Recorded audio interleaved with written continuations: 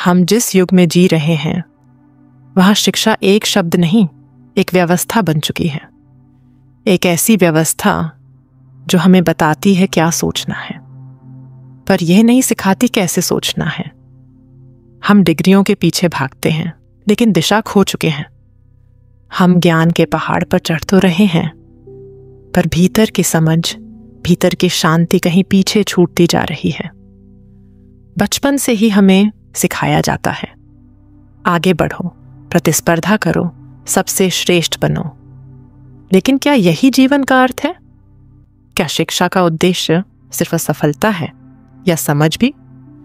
क्या एक बच्चा इसलिए पढ़ता है कि उसे नौकरी मिले, या इसलिए कि वह जीवन को समझ सके, प्रश्न कर सके और स्वयं को जान सके? कृष्णमूर्ति कहते हैं, शिक्षा का असली उद्देश्य है मनुष्य के भीतर की स्वतंत्रता को जागृत करना। ऐसी स्वतंत्रता जो किसी डिग्री, किसी प्रमाण पत्र से नहीं मिलती, बल्कि भीतर के अनुभव से उपजती है। जब मन प्रश्न करना सीखता है, जब वह बिना डर के सत्य को देखने लगता है, तभी शिक्षा GF वास्तविक अर्थ में जीवित होती है।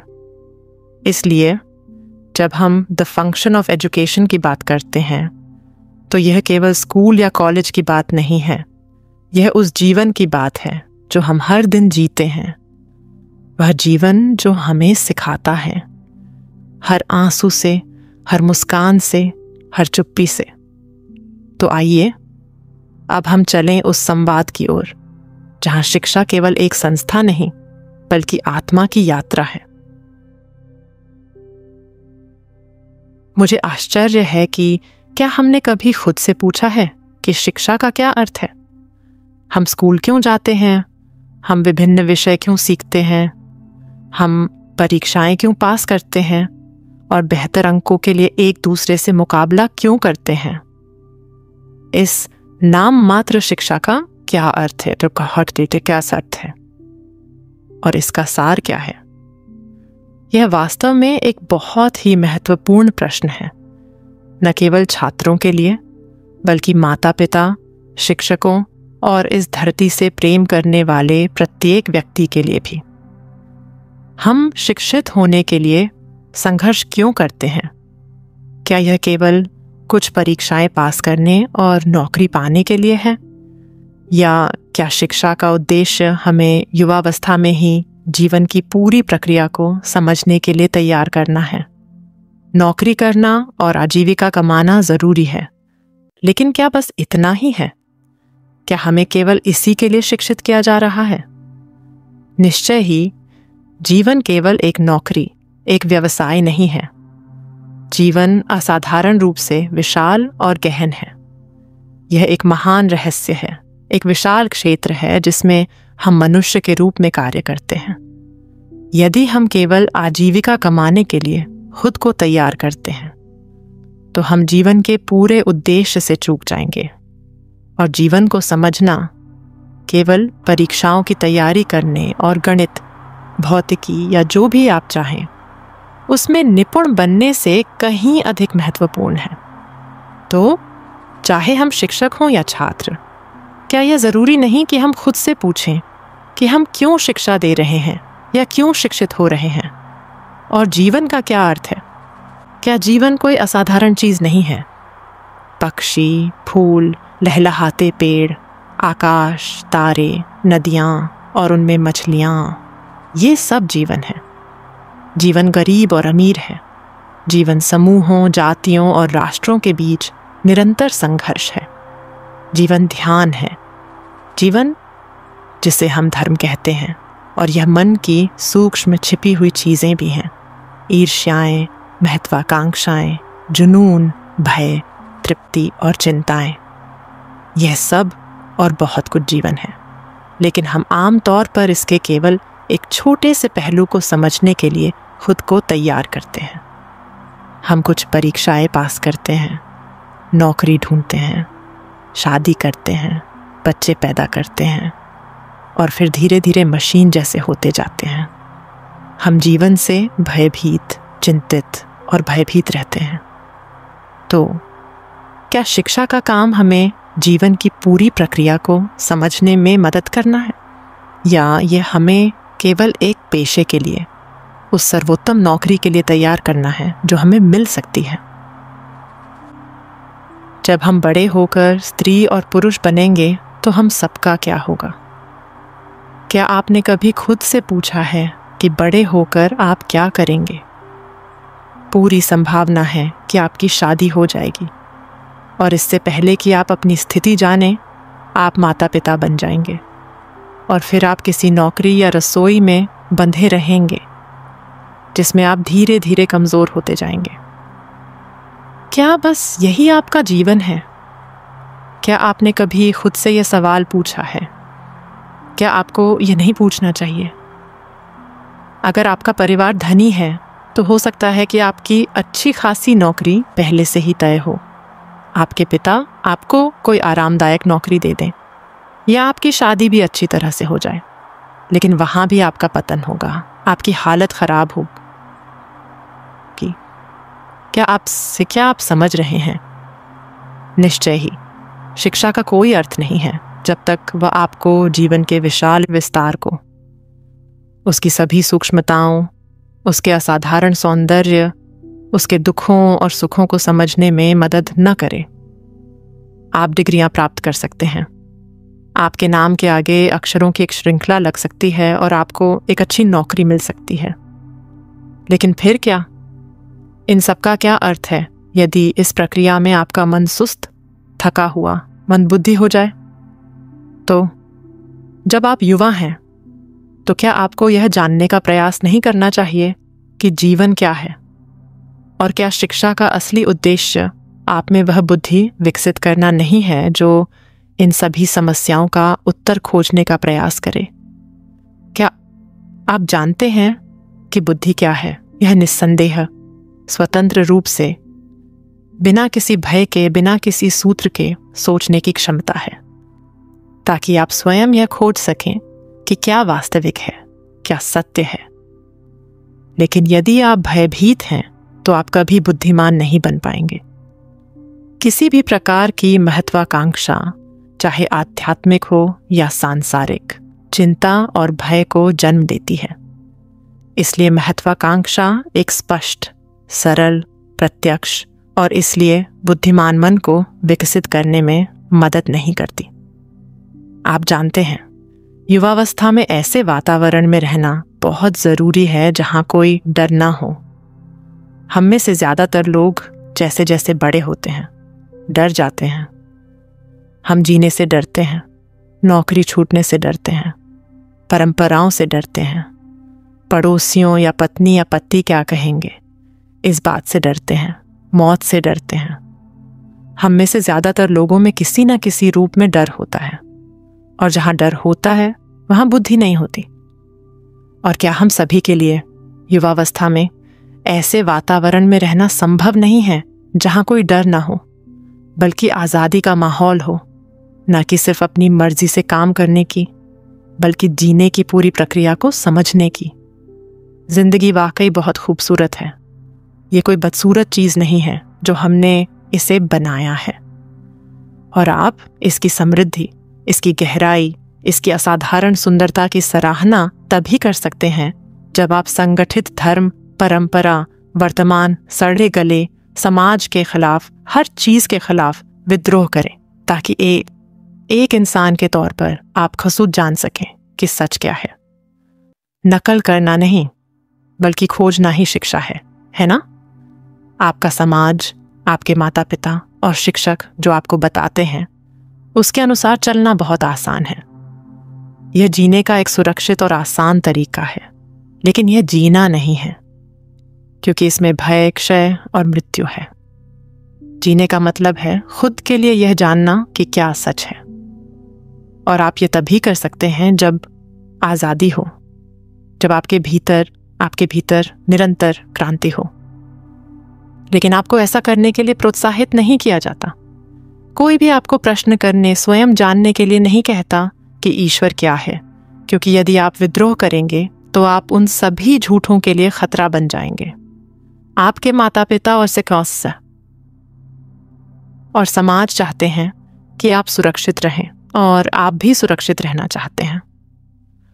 सुरक्षित रहने का अर्थ सामान्यतः अनुकरण में और इसलिए भय में जीना होता है।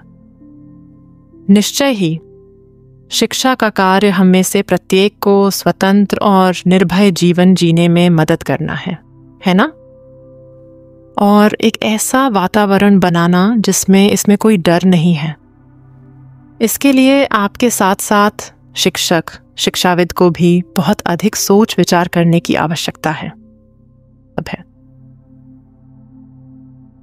क्या आप जानते हैं इसका क्या मतलब है? एक ऐसा माहौल बनाना कितनी असाधारण बात होगी जिसमें कोई डर ना हो, और हमें इसे बनाना ही होगा क्योंकि हम देखते हैं कि दुनिया अंतहीन युद्धों में फंसी हुई है। इसका मार्गदर्शन ऐसे राजनेता कर रहे हैं जो हमेशा सत्ता की तलाश में रहते हैं। यह वकीलों, पुलिसकर्मियों और सैनिकों, महत्वाकांक्षी पुरुषों और महिलाओं की दुनिया है जो पद चाहते हैं और उसे पाने के लिए एक दूसरे से लड़ते हैं। फिर तथाकथित संत, धर्मगुरु और उनके अनुयायी हैं। वे भी सत्ता, पद चाहते हैं, चाहे यहाँ हो या अगले जन्म में। ये एक पागल दुनिया है, पूरी तरह से भ्रमित, जिसमें कम्युनिस्ट पूंजीवादी से लड़ रहा है, समाजवादी दोनों का विरोध कर रहा है और हर कोई किसी न किसी के खिलाफ है। एक सुरक्षित स्थान, सत्ता या आराम की स्थिति पाने के लिए संघर्ष कर रहा है। दुनिया परस्पर विरोधी मान्यताओं, जाति और वर्ग भेदों, विभेदकारी राष्ट्रीयताओं, हर प्रकार की मूर्खता और क्रूरता से त्रस्त है। और यही वह दुनिया है जिसमें आपको फिट होने के लिए शिक्षित किया जा रहा है। आपको इस विनाशकारी समाज के ढांचे में फिट होने के लिए प्रोत्साहित किया जाता है। आपके माता पिता चाहते हैं कि आप ऐसा करें और आप भी इसमें फिट होना चाहते हैं। अब क्या शिक्षा का कार्य केवल आपको इस सड़ी गली सामाजिक व्यवस्था के ढांचे के अनुरूप ढालना है, या आपको स्वतंत्रता देना है, विकसित होने और एक अलग समाज, एक नई दुनिया बनाने की पूर्ण स्वतंत्रता? हम यह स्वतंत्रता भविष्य में नहीं बल्कि अभी चाहते हैं, अन्यथा हम सब नष्ट हो सकते हैं। हमें तुरंत स्वतंत्रता का वातावरण बनाना होगा ताकि आप जी सकें और स्वयं जान सकें कि सत्य क्या है, ताकि आप बुद्धिमान बने, ताकि आप दुनिया का सामना कर सकें और उसे समझ सकें, न कि केवल उसके अनुरूप ढल सकें, ताकि आंतरिक रूप से, गहराई से, मनोवैज्ञानिक रूप से आप निरंतर विद्रोह में रहें, क्योंकि केवल वे ही जो निरंतर विद्रोह में रहते हैं सत्य की खोज करते हैं, न कि वह व्यक्ति जो अनुरूप ढलता है, जो किसी परंपरा का पालन करता है। केवल जब आप निरंतर खोज करते हैं, निरंतर निरीक्षण करते हैं, निरंतर सीखते हैं, तभी आपको सत्य, ईश्वर या प्रेम मिलता है। और यदि आप भयभीत हैं तो आप खोज नहीं सकते, निरीक्षण नहीं कर सकते, सीख नहीं सकते, आप गहराई से जागरूक नहीं हो सकते। अतः शिक्षा का कार्य निश्चित रूप से आंतरिक और बाह्य रूप से इस भय को मिटाना है जो मानव विचार, मानवीय संबंध और प्रेम को नष्ट करता है। प्रश्नकर्ता: यदि सभी व्यक्ति विद्रोह कर दें तो क्या आपको नहीं लगता कि विश्व में अराजकता फैल जाएगी? कृष्णमूर्ति: पहले प्रश्न को सुने, क्योंकि प्रश्न को समझना बहुत जरूरी है, न कि केवल उत्तर की प्रतीक्षा करना। प्रश्न ये है, यदि सभी व्यक्ति विद्रोह कर दें तो क्या दुनिया अराजकता में नहीं होगी? लेकिन क्या वर्तमान समाज इतना सुव्यवस्थित है कि यदि सभी उसके विरुद्ध विद्रोह कर दें तो अराजकता उत्पन्न हो जाएगी? क्या अब भी अराजकता नहीं है? क्या सब कुछ सुंदर, भ्रष्टाचार मुक्त है?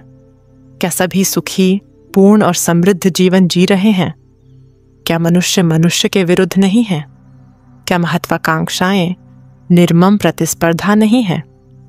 तो दुनिया पहले से ही अव्यवस्था में है। यह पहली बात है जिसे समझना होगा। यह मानकर न चलें कि यह एक व्यवस्थित समाज है। शब्दों से खुद को मंत्रमुग्ध न करें, चाहे यहाँ यूरोप हो, अमेरिका हो या रूस। दुनिया पतन की प्रक्रिया में है। यदि आप इस पतन को देखते हैं तो आपके सामने एक चुनौती है। आपके सामने इस गंभीर समस्या के समाधान का रास्ता खोजने की चुनौती है, और आप इस चुनौती का कैसे जवाब देते हैं यह महत्वपूर्ण है ना? यदि आप एक हिंदू या बौद्ध के रूप में जवाब देते हैं तो ईसाई या साम्यवादी, तो आपकी प्रतिक्रिया बहुत सीमित होती है, जो कि कोई प्रतिक्रिया ही नहीं है। आप पूरी तरह से पर्याप्त रूप से तभी प्रतिक्रिया दे सकते हैं जब आपके अंदर कोई भय न हो। केवल तभी जब आप एक हिंदू, साम्यवादी या पूंजीवादी की तरह न सोचें, बल्कि एक संपूर्ण मनुष्य की तरह सोचें जो इस समस्या का समाधान करने का प्रयास कर रहा है। और आप इसे तब तक कर हल नहीं कर सकते जब तक कि आप स्वयं इस पूरी चीज के विरुद्ध, उस महत्वाकांक्षी अधिग्रहण की प्रवृत्ति के विरुद्ध विद्रोह न करें जिस पर समाज टिका है। जब आप स्वयं महत्वाकांक्षी नहीं होते, अधिग्रहण की प्रवृत्ति से ग्रस्त नहीं होते, अपनी सुरक्षा से चिपके नहीं होते, तभी आप चुनौती का सामना कर सकते हैं और एक नई दुनिया बना सकते हैं। प्रश्नकर्ता: विद्रोह करना, सीखना, प्रेम करना, क्या ये 3 अलग अलग प्रक्रियाएं हैं या ये एक साथ होती हैं? कृष्णमूर्ति: बेशक ये 3 अलग अलग प्रक्रियाएं नहीं हैं, यह एकात्मक प्रक्रिया है। प्रक्रिया: देखिए, यह जानना बहुत जरूरी है कि इस प्रश्न का अर्थ क्या है। यह प्रश्न सिद्धांत पर आधारित है, अनुभव पर नहीं। यह केवल शाब्दिक, बौद्धिक है, इसलिए इसकी कोई वैधता नहीं है। जो व्यक्ति निडर है, जो वास्तव में विद्रोही है, यह जानने के लिए संघर्ष कर रहा है कि सीखने, प्रेम करने का क्या अर्थ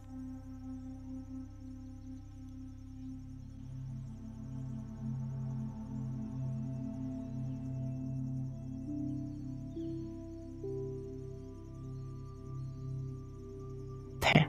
ऐसा व्यक्ति यह नहीं पूछता कि यह एक प्रक्रिया है या 3। हम शब्दों के साथ इतने चतुर हैं और हम सोचते हैं कि स्पष्टीकरण देकर हमने समस्या का समाधान कर दिया है। क्या आप जानते हैं कि सीखने का क्या मतलब है? जब आप सचमुच सीख रहे होते हैं तो आप जीवन भर सीखते रहते हैं और सीखने के लिए कोई खास शिक्षक नहीं होता। तब हर चीज आपको सिखाती है। एक मुरझाया हुआ पत्ता, उड़ता हुआ पक्षी, एक गंध, एक आंसू, अमीर गरीब, रोते हुए लोग, एक औरत की मुस्कान, एक आदमी का घमंड। आप हर चीज से सीखते हैं। इसलिए कोई मार्गदर्शक, कोई दार्शनिक, कोई गुरु नहीं होता। जीवन ही आपका शिक्षक है और आप निरंतर सीखने की अवस्था में रहते हैं।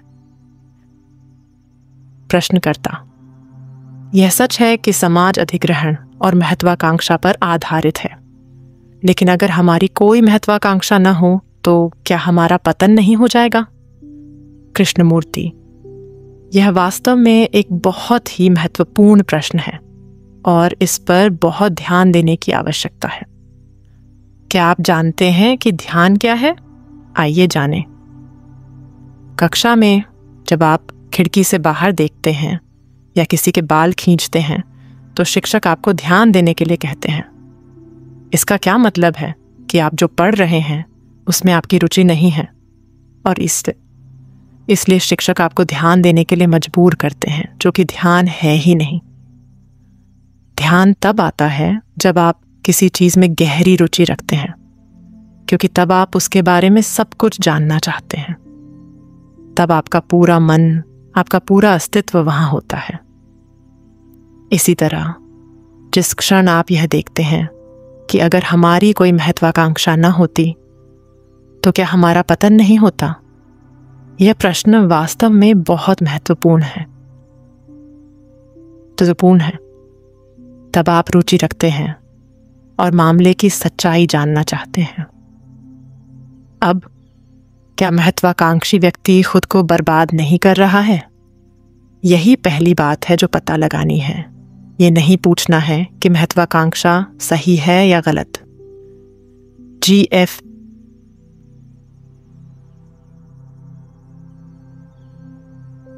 आसपास देखिए, उन सभी महत्वाकांक्षी लोगों पर गौर कीजिए। जब आप महत्वाकांक्षी होते हैं तो क्या होता है?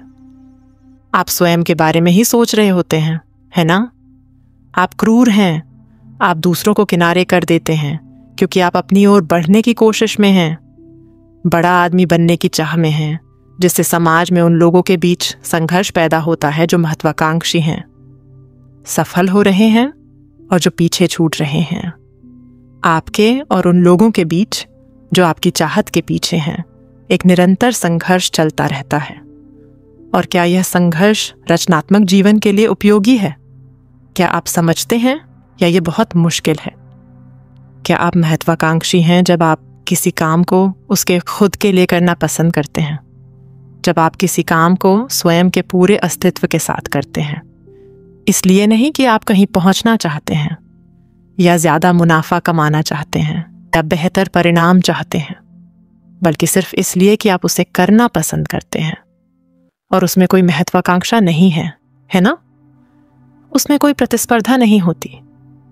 आप किसी से प्रथम स्थान के लिए संघर्ष नहीं कर रहे होते। और क्या शिक्षा आपको यह जानने में मदद नहीं करनी चाहिए कि आपको वास्तव में क्या करना पसंद है, ताकि आप खुद के जीवन के आरंभ से अंत तक किसी ऐसे काम में लगे रहें जो आपको सार्थक लगे और जिसका आपके लिए गहरा महत्व हो। अन्यथा आपके बाकी दिन आप दुखी रहेंगे, यह न जानते हुए कि आप वास्तव में क्या करना चाहते हैं। आपका मन एक ऐसी दिनचर्या में फंस जाता है जिसमें केवल ऊब, क्षय और मृत्यु ही है। इसलिए युवावस्था में ही यह जानना बहुत जरूरी है कि आपको वास्तव में क्या करना पसंद है, और यही एक नए समाज के निर्माण का एकमात्र तरीका है। प्रश्नकर्ता: भारत में अधिकांश अन्य देशों की तरह शिक्षा पर सरकार का नियंत्रण है। ऐसी परिस्थितियों में क्या आपके द्वारा वर्णित प्रकार का प्रयोग संभव है? कृष्णमूर्ति: यदि सरकारी सहायता न होती तो क्या यह संभव होता? इस तरह के स्कूल कैसे टिक पाएंगे? यही तो ये सज्जन पूछ रहे हैं। वे देख रहे हैं कि दुनिया भर में हर चीज सरकारों, राजनेताओं और सत्ताधारियों के नियंत्रण में बढ़ती जा रही है, जो हमारे मन और हृदय को आकार देना चाहते हैं, जो चाहते हैं कि हम एक खास तरह से सोचें, चाहे रूस हो या कोई और देश। शिक्षा पर सरकारी नियंत्रण की प्रवृत्ति है, और ये सज्जन पूछ रहे हैं कि क्या जिस तरह के स्कूल की मैं बात कर रहा हूं, उसका बिना सरकारी सहायता के अस्तित्व में आना संभव है? अब आप क्या कहते हैं? आप जानते हैं, अगर आपको लगता है कि कोई चीज महत्वपूर्ण है, सचमुच सार्थक है, अर्थ है, तो आप सरकारों और समाज के आदेशों की परवाह किए बिना उसमें खुद का हृदय लगा देते हैं और फिर वह सफल हो जाती है। लेकिन हम से ज्यादातर लोग किसी भी चीज में खुद का हृदय नहीं लगाते, और इसीलिए हम इस तरह का सवाल पूछते हैं। अगर आप और मैं दिल से महसूस करते हैं कि एक नई दुनिया का निर्माण हो सकता है, जब हम में से हर कोई आंतरिक, मनोवैज्ञानिक और आध्यात्मिक रूप से पूरी तरह से विद्रोह कर रहा हो, तो हमें खुद का हृदय, खुद का दिमाग और खुद का शरीर एक ऐसे स्कूल के निर्माण में लगाना चाहिए जहां डर जैसी कोई चीज न हो, चाहे वह उसके सभी निहितार्थ हों। महोदय, कोई भी सच्ची क्रांतिकारी चीज कुछ लोगों द्वारा बनाई जाती है जो सत्य को देखते हैं और उस सत्य के अनुसार जीने को तैयार रहते हैं। लेकिन सत्य की खोज के लिए परंपरा से मुक्ति की आवश्यकता होती है, जिसका अर्थ है सभी भय से मुक्ति। कभी कभी हम सोचते हैं कि शिक्षा का मतलब है बहुत सी बातें याद कर लेना, अच्छे अंक लाना या किसी बड़ी नौकरी तक पहुंचना। लेकिन जैसा कि इस अध्याय में जिद्दू कृष्णमूर्ति हमें बताते हैं, सच्ची शिक्षा वह नहीं नहीं जो हमें सिर्फ सफल बनाए, बल्कि वह है जो हमें जगाए भीतर से, सचेत करे, स्वतंत्र बनाए। शिक्षा का असली अर्थ है अंतर मन में झांकना, यह समझना कि हम क्या कर रहे हैं, क्यों कर रहे हैं, और क्या हम किसी और के बताए रास्ते पर चल रहे हैं या जीवन की गहराई से उठती उस सच्चाई को सुन पा रहे हैं जो भीतर से बोलती है। उन्होंने कहा था, The function of education is to bring about the total flowering of the human being, यानी शिक्षा का उद्देश्य है मनुष्य के संपूर्ण विकास का खिलना, जहां डर नहीं, तुलना नहीं, बल्कि समझ और करुणा हो। तो आइए थोड़ा रुकें, सोचें, क्या हम सच में शिक्षित हैं या केवल तैयार किए जा रहे हैं किसी दौड़ में भागने के लिए? और अगर यह प्रश्न मन के भीतर गूंज उठा है, तो यही इस अध्याय की सबसे बड़ी सीख है। अब समय है अगले अध्याय की यात्रा शुरू करने का, जहां हम और गहराई से समझेंगे कि फ्रीडम और डिसिप्लिन का असली अर्थ क्या है।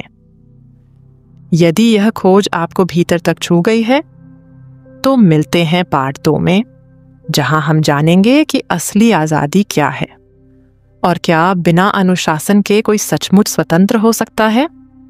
सोचिएगा और फिर मिलते हैं अगले अध्याय में।